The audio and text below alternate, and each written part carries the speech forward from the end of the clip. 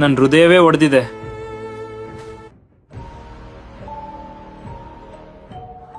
ಕೇರಳದ ಸುಂದರ ರಸ್ತೆಯಲ್ಲಿ bus driver ಆಗಿ ಕೆಲಸ ಮಾಡ್ತಿದ್ದ ರಜನೀಶ್ ಕಾವ್ಯಳನ್ನ ಮದುವೆ ಆಗಿದ್ದ.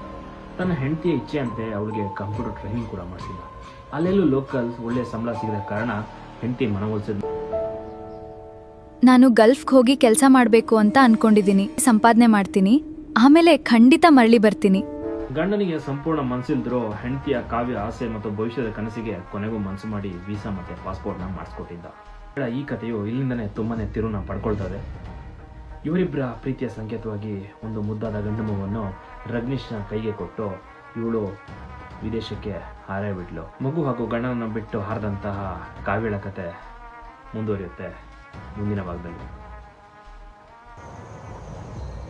ಇದು ನಿಜವೇ?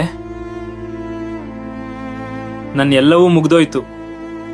ನನ್ನ ಹೃದಯವೇ ಒಡೆದಿದೆ.